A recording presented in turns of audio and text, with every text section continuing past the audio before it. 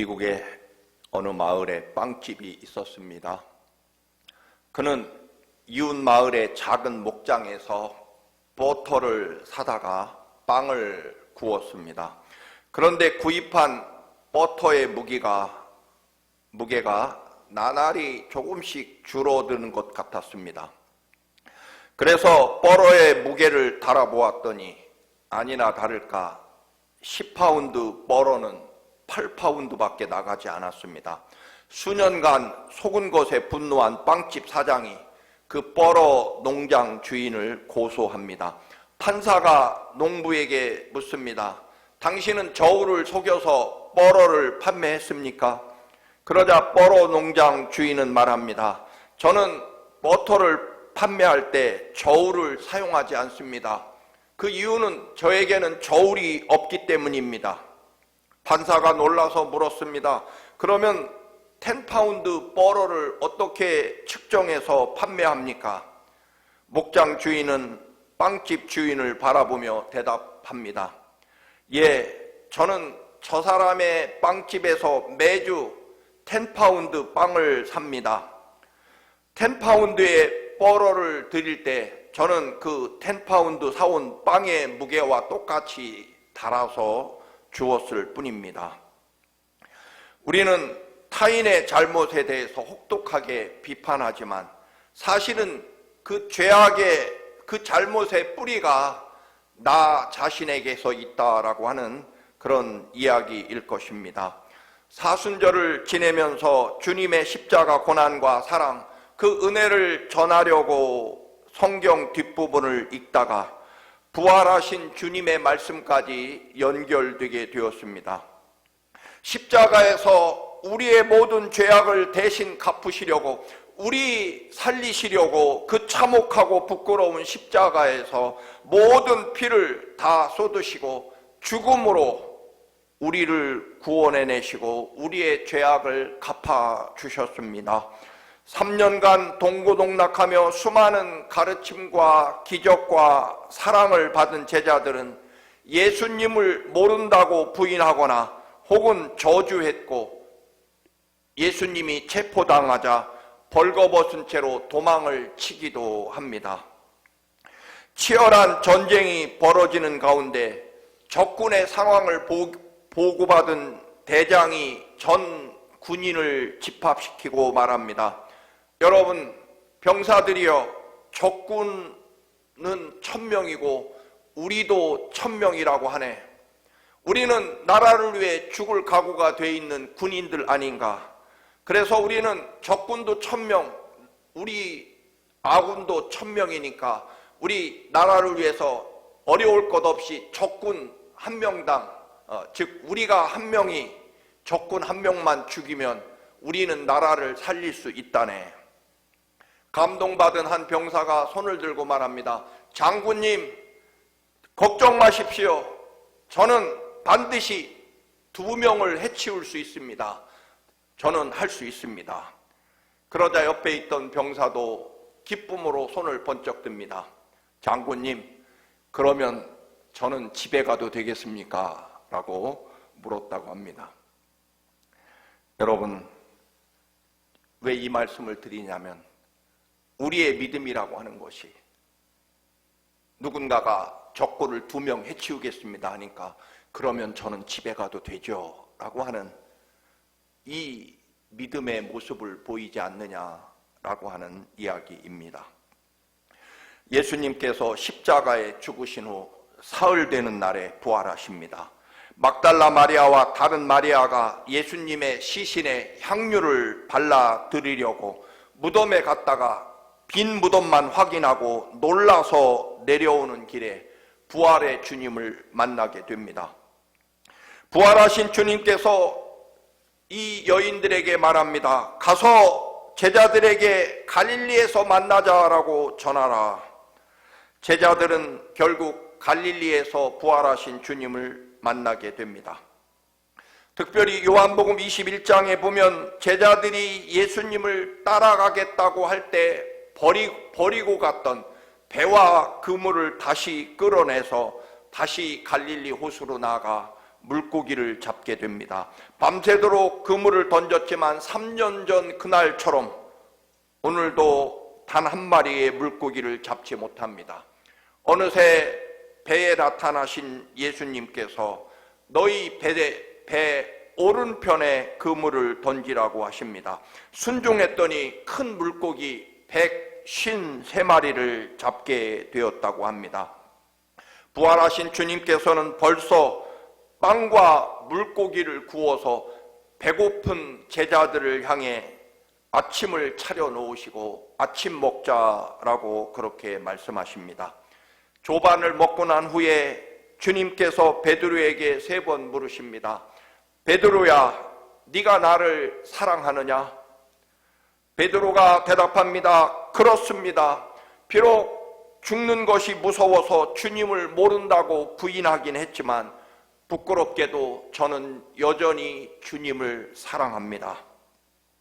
예수님은 네가 나를 왜 모른다고 했느냐 책망하시지 아니하고 내가 십자가의 피와 죽음으로 구원해낸 내 백성 내 양떼들을 베드로야 너에게 맡기니 잘 돌보거라 하시며 새로운 사명, 여전한 사명을 베드로에게 맡기시게 됩니다. 이 이야기를 읽으면서 새삼스럽게 문득 해보지 않았던 질문이 들었습니다. 그토록 참혹하고 잔인하고 부끄러운 십자가, 사실은 전혀 죄 없는 주님께서 그 죽음을 당하시고 그 모욕과 멸시로 끔찍한 십자가에 처형당하시고 사흘 만에 그 죽음을 이기고 부활하셨습니다. 여러분, 그렇게 다시 살아나셨다면 나 같으면 즉시 예루살렘으로 달려가서 예수님을 모함하고 잔인하게 죽인 대제사장, 그리고 로마 총독 빌라도, 예수님을 십자가에 못 박아 죽인 로마 군인들, 그리고 예수님을 향해 온갖 조롱과 모욕과 멸시를 포보된 수많은 그런 군중들, 바리새인들, 서기관들에게 짠 하고 나타나서 봐라, 죄 없는 나를 그렇게 참혹하게 십자가에 죽였지만 나는 이렇게 사흘 만에 다시 살아났느니라. 우리 아버지 하나님께서 나를 살려내셨다. 너희는 나를 죽였지만 나는 이렇게 살아나서 봤지, 내가 하나님의 아들이고 인류의 구세주라는 증명이다. 너희들 이제 다 죽었어. 당장 내 앞에 무릎 꿇고 살려달라고 용서를 빌면 혹시 내가 너희들을 살려줄지 모르겠다. 그렇게 다시 살아나신 예수님이 가장 먼저 하고 싶은 일은 예수님을 십자가에 처절하게 못 박아 죽인 그 자들에게 나타나서 내가 이렇게 죽지 않고 살아났다라는, 그리고 그들에게 무릎을 꿇리고 잘못했다고 용서해달라고 그렇게 여러분 항복을 받고 보란듯이 살아나신 예수님을 자랑하고 떳떳하게 그들 앞에 서고 싶지 않았겠습니까? 죽어도 주님을 따르겠다고 맹세했던 제자들, 막상 예수님이 체포되고 십자가에 죽임을 당하자 알몸으로 도망친 제자들, 특별히 예수님을 모른다고 보잘것없는 여자아이 앞에서 맹세하며 저주하며 나는 예수를 모른다고 부인했던 베드로에게 가장 먼저 나타나셔서 베드로야, 나 이렇게 살아났다. 세상말로 나 안 죽었어. 이거 왜 이래? 나는 하나님의 아들 예수야. 그렇게 큰 소리치며 베드로를 부끄럽게 하고, 그리고 너는 이제 끝났어 하면서 다시 새로운 12제자를 찾으러 나가셔야 되는 것이 아니겠습니까? 왜 예수님은 그 찬란한 승리의 부활을 자신을 십자가에 못 박아 죽인 로마 총독이나 대제사장이나 바리새인들, 예수님을 조롱하고 멸시하고 못 박아 죽인 그 자들에게 가장 먼저 나타나서 내가 이렇게, 너희들은 나를 죽였지만 나는 이렇게 살아났다라고 여러분 자랑하고 그들을 무릎 꿇리고 용서를 구하게 만드시지 않았을까요? 사실은 우리 같으면 그랬을 것 같은데요. 그 의문을 가지고 오늘 본문을 택했습니다. 주님은 갈릴리로 가셔서 지치고 공포에 사로잡힌 제자들을 위해 아침 밥상을 차려 놓으시고 기다리고 계십니다. 왜 그러셨을까요?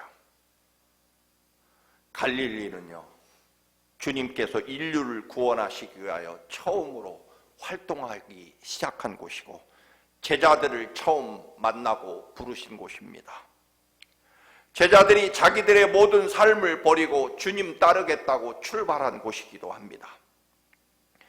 빈 그물로, 빈 배로 지치고 실망한 제자들에게 깊은 데로 가서 그물을 던지라고 명령하신 곳, 어린아이 도시락을 가지고 5,000명을 먹이는 기적을 행하시고 때로는 물로 포도주를 만드시고 돌 무화과나무 위에 올라간 세리 죄인 삭개오를 부르셔서 친구로 삼아주시고 가버나움의 지붕을 뚫어내고 데리고 온 중풍병자를 살리신 곳입니다. 그곳에서 주님은 여전히 제자들을 변함없이 기다리시겠다는 것입니다.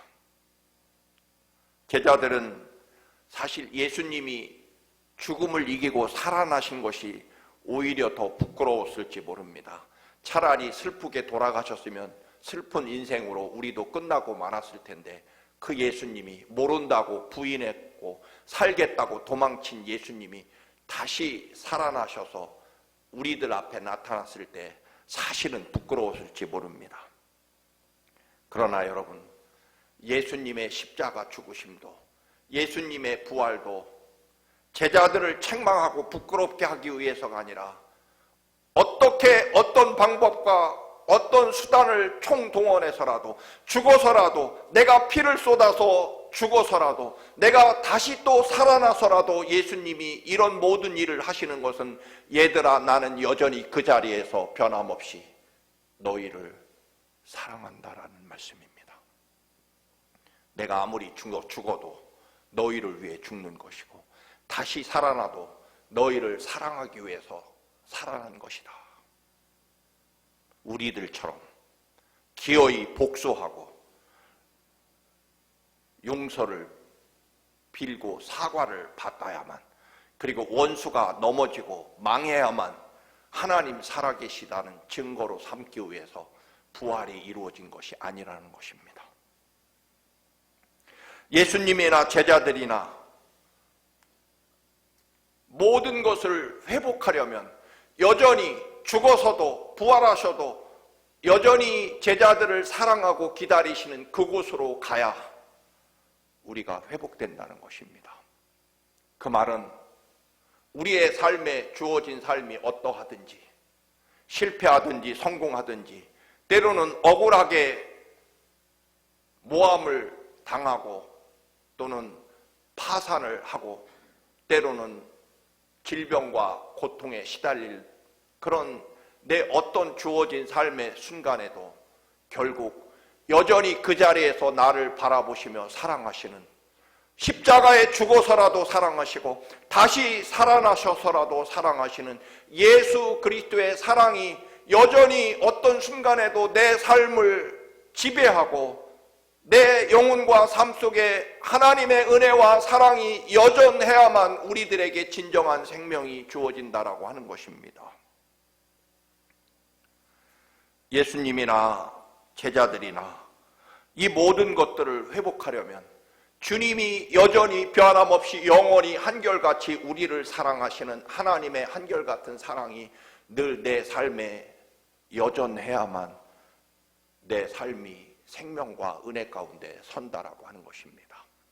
그러기 위해서는 우리가 처음 주를 만났고 주님이 얼마나 나를 어떻게 사랑하시는지 그 은혜와 사명이 여전히 내 삶에 회복되어야만 내 생명과 삶이 이루어진다라고 하는 것입니다.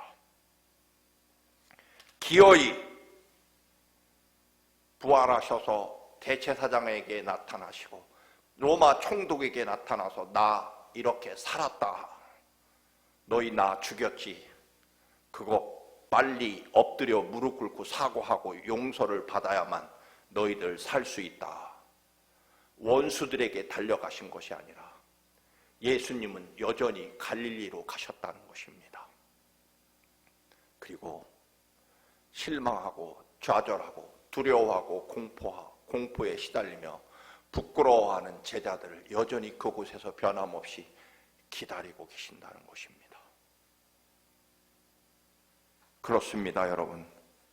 내가 기어이 보란듯이 성공해서 내게 상처를 주고 나를 모욕하고 멸시하고 무시했던 그 사람들 망하게 하고 무릎 꿇리고 용서를 받아야만 내 삶이 회복되는 것이 아니라, 사랑하는 교우 여러분, 언제나 우리의 삶의 생명과 구원은요, 십자가에 죽기까지 사랑하신 주님, 다시 살아나셔서 또 나를 사랑하시는 하나님, 그런데 한결같이 여전히 나를 사랑하시고 여전히 그곳에서 기다리고 계신 변함없는 아버지 하나님의 은혜와 사랑이 내 생명과 삶의 모든 것이 될 때 나는 살아나고 나는 여전히 하나님의 은혜와 축복 가운데 사는 것이지, 내가 성공해서 내 원수들, 내게 상처 주고 나를 무시하고 멸시한 사람들보다 내가 높아져서 그들을 내 앞에 무릎 꿇리는 것으로 내 삶이 회복되는 것이 아니라는 것입니다.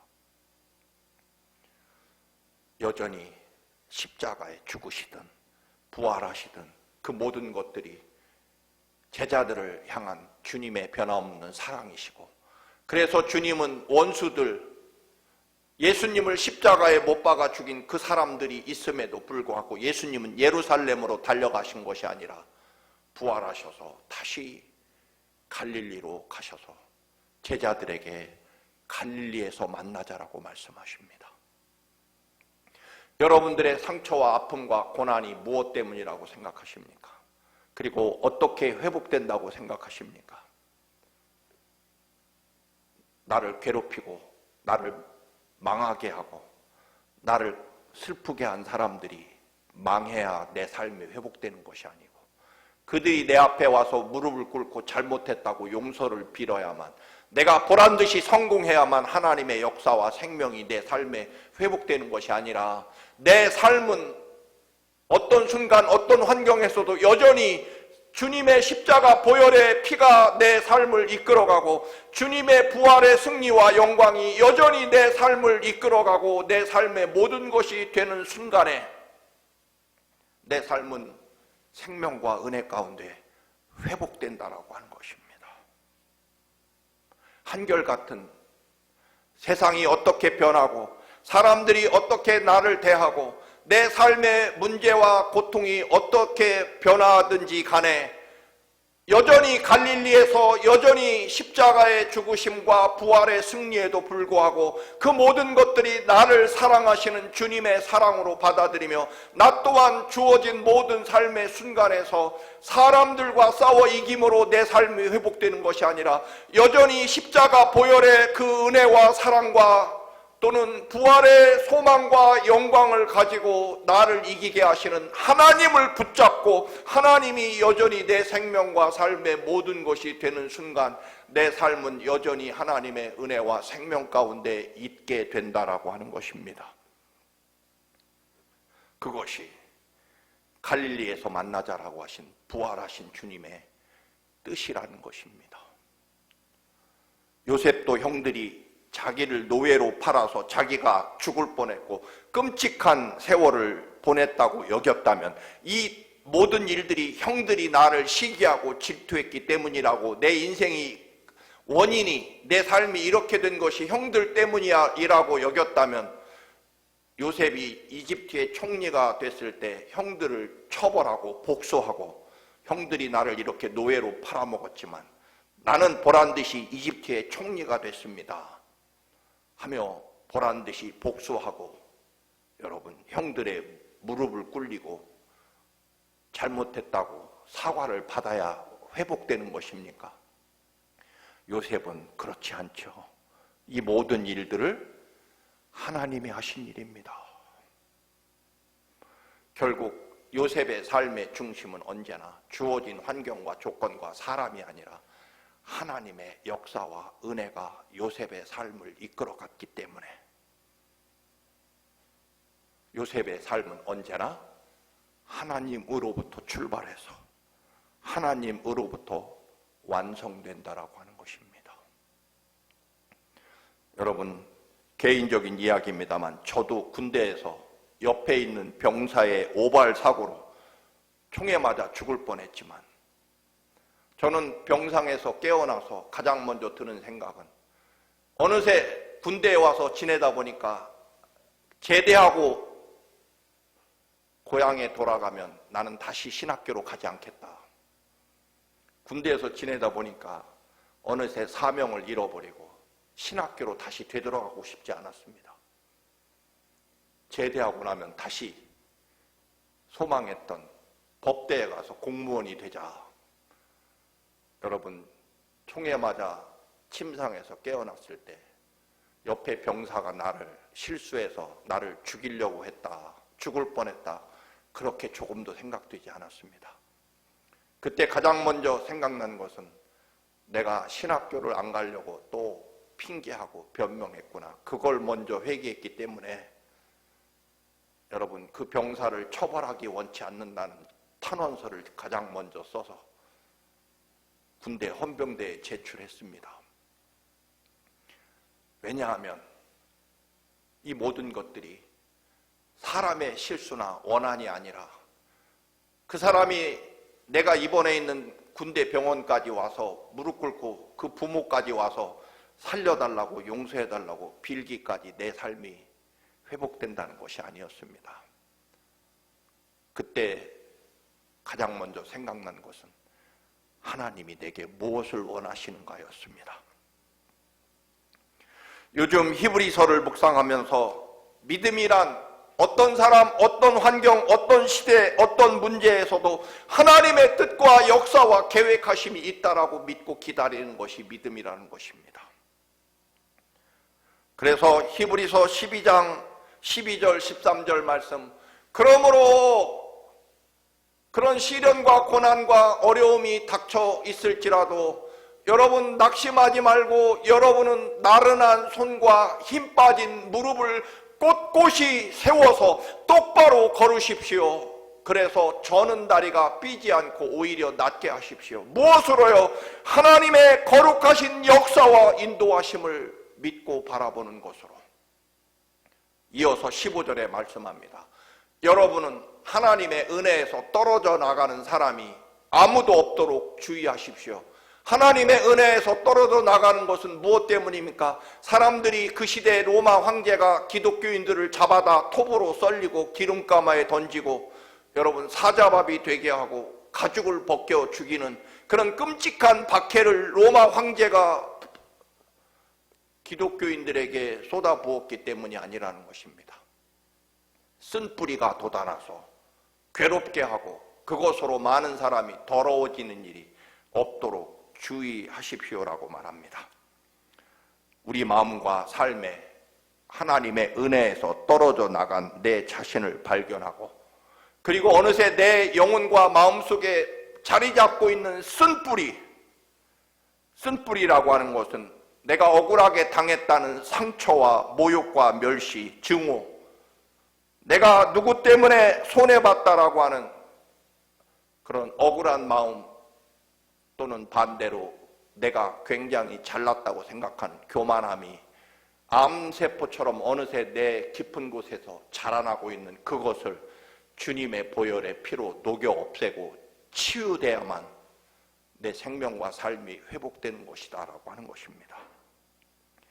로마 황제가 없어져야 내 삶이 우리 기독교가 부흥하는 것이 아니라는 것입니다.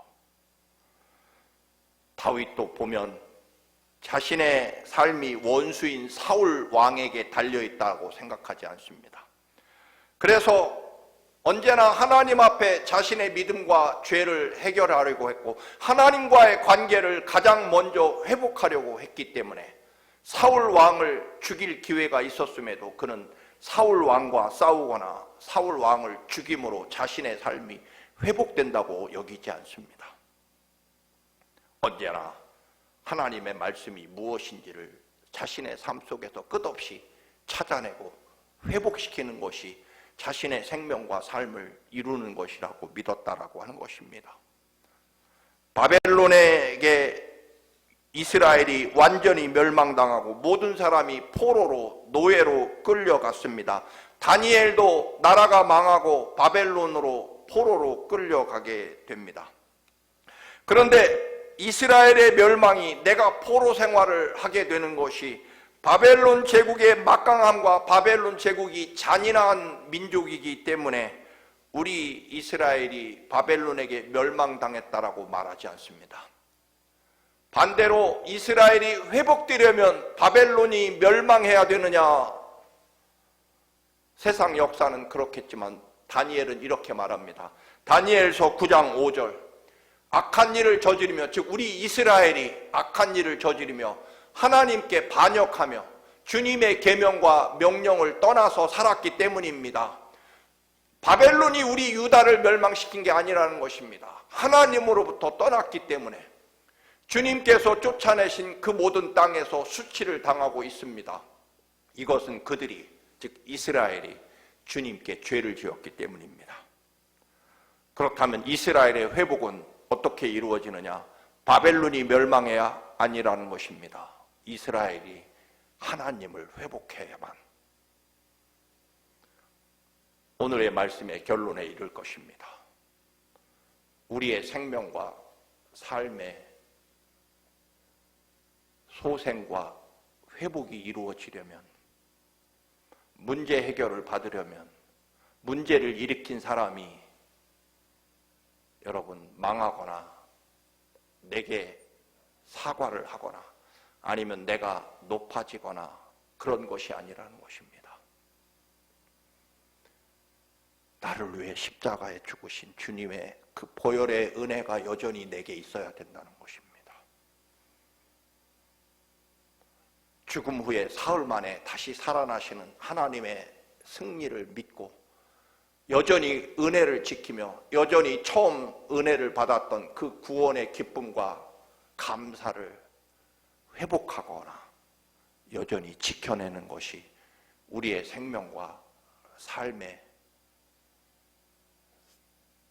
생명의 길이라는 것입니다. 마지막으로 이 이야기를 드리고 마칩니다. 미국 서부는 물론이고, 아니 미국 전체 세계적으로 유명한 스탠포드 대학교의 설립 배경에는 아름다운 이야기가 전해집니다. 스탠포드 부부의 이야기. 이 스탠포드 대학의 설립자인 릴랜드 스탠포드는요, 19세기에 미국 대륙 철도를 건설하고 철도 회사를 운영함으로 미국의 4번째 4대 부자가 되었다고 합니다. 캘리포니아 주지사도 지내고 캘리포니아 상원 의원까지 지냅니다. 그런데 이 부부는요, 늦도록 아이를 낳지 못합니다. 결혼한 지 18년 만에 스탠포드 44살의 나이에 기적적으로 건강한 아들 하나를 얻게 되고 하나님 앞에 얼마나 감사했는지 모릅니다. 그 아들을 키우며 부부가 얼마나 하나님께 감사하고 행복했는지 모릅니다. 그래서 이름도 릴랜드 스탠포드 주니어라고 자기 이름을 물려줄 정도였습니다. 부부는 당연히 하나밖에 없는 아들을 끔찍히 사랑했고 자신의 뒤를 잇는 훌륭한 인재가 되기를 바라며 돈이 있었기 때문에 그 나라 최고의 교육을 시킵니다. 그런데요, 1884년 아들을 위해 유럽 여행을 떠났다가 그 당시에 15살이었던 이 릴랜드 주니어가 그만 이탈리아에서 장티푸스에 걸려 갑자기 세상을 떠나버립니다. 자신의 유일한 자녀였고 기쁨이었고 자기의 모든 미래였던 외아들, 이젠 부인이나 자신이나 60세가 넘어서 또다시 자식을 낳기는 이제 불가능한 나이. 그렇게 잘 키운 아이가 곧 대학에 가야 될 아들이 갑자기 장티푸스로 세상을 떠났습니다. 얼마나 깊은 절망과 좌절을 겪었을지 짐작이 됩니다. 마치 아브라함이 아들 이삭을 드리는 것과 같았을 것입니다. 이때 이 스탠포드 부부는요, 당신이 왜 유럽 여행 가자고 해서, 하필이면 그 가난하고 의학 수준이 떨어지는 이탈리아로 가자고 해서, 또 잘못된 호텔을 예약해서 그 호텔에서 끓이지 않은 물을 주어서 우리 아들이 장티푸스에 걸려 죽게 됐다. 서로를 증오하고 가난한 이탈리아를 원망하고 그렇게 원망으로 세월을 보낼 수 있었을 것입니다. 그런데 어느 날 아들이 꿈에 나타났다고 합니다. 그러면서 아버지에게 그렇게 말했다고 합니다. 아빠, 캘리포니아에는 수많은 아이들이 있습니다. 잠에서 깨어난 스탠포드는 아내에게 말합니다. 여보, 우리 캘리포니아 모든 아이들을 우리 자식으로 삼읍시다. 무슨 말입니까? 스탠포드 부부는 어차피 물려줄 자식도 없는 자기의 모든 전 재산을 털어서 동부에 있는 하버드나 예일 대학처럼 우리 서부에도 대학을 세웁시다. 학교 이름도 아들의 이름을 따서 릴런 스탠포드 주니어 대학교라고, 사실은 원래 이름에는 주니어라는 이름이 들어가 있다고 합니다. 그의 말처럼 캘리포니아의 모든 아이들을 자녀로 내 아들로 삼겠다. 그래서 미국에서 최초로 남녀공학을 표방했고, 종교에 관계없이, 그리고 빈부격차에 관계없이 모든 아이들을 무료로 공부를 시키기로 합니다. 우리가 아는 대로 결국 미국 서부는 물론 세계 최고의 대학 중에 하나이며, 특별히 여러분 샌프란시스코의 실리콘밸리에 미국의 컴퓨터나 또는 전자공학의 아주 첨단 기술을 제공하는 스탠포드 대학, 그것뿐만 아니라 정말 남녀 빈부 인종과 관계없이 캘리포니아는 물론 미국 전체의 위대한 지도자들을 배출하고 세계적으로 지금도 유명한 스탠포드 대학이 되어 있습니다. 내 아들 죽었으니 끝났다가 아니라 오히려 아들의 죽음을 더 확장시켜서 믿음으로, 부활이라고 하는 것이 진짜 무엇이냐면, 부활을 살아간다는 것이 무엇이냐, 십자가의 그 거룩한 보혈의 은혜를 누린다는 것이 무엇이고 십자가로 살아간다는 뜻이 무엇이냐라고 하는 것입니다. 내 주어진 모든 삶에, 그것도 끔찍한 내 아들의 죽음으로 이제 우리는 가문이 대가 끊어지고 내 삶이 절망으로 허무해진다고 여겨지는 그 순간에 오히려 자신의 절망과 자신의 부활 신앙을 확장시켜서 전 캘리포니아의 모든 아이들, 그 당시에는 남녀가 차별이 심한 시대였지만 남녀 구분 없이, 종교에 관계없이 부자들만 공부하던 시대에 가난한 아이들까지 차별 없이 무료로 캘리포니아의 모든 젊은이들을 내 아들로 삼겠다고 하는, 이것이 진정한 십자가 사랑이고 부활의 신앙이라는 것입니다. 내 아들 왜 죽었지? 누구 때문에 죽었지? 하나님은 어찌 이러실 수 있나라고 하는 원망으로 삶을 마감하는 게 아니라는 것입니다. 사랑하는 교우 여러분, 아들이 죽었기 때문에 끝난 것이 아니라 아들이 죽었기 때문에 이제부터는 모든 캘리포니아의 아이들이 내 아들입니다. 이것이 부활을 산다는 의미이고, 이것이 십자가 은혜를 누리고 산다는 의미라는 것입니다.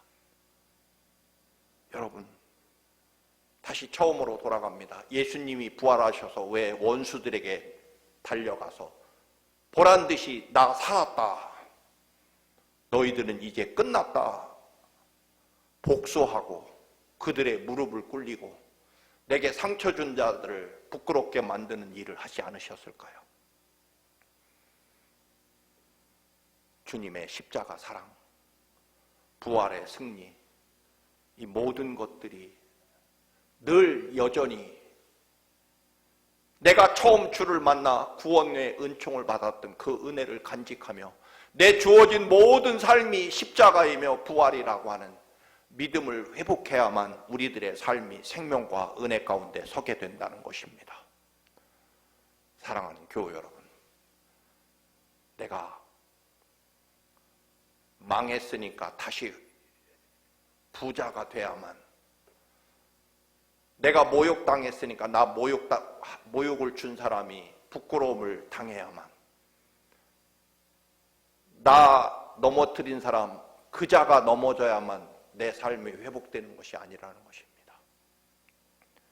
저나 여러분이나 언제나 내 생명과 삶의 회복은 사람이나 문제가 아니라 예수 그리스도의 십자가 사랑과 은혜를 늘 간직하고 그것으로 사는 것.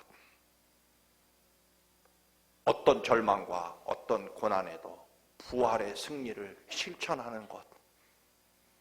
그것이 우리에게 진정한 생명과 은혜와 축복을 이루어낸다는 것을 믿고 사순절을 기다리시는 여러분의 믿음이 되시기를 주님의 이름으로 축원합니다. 아멘.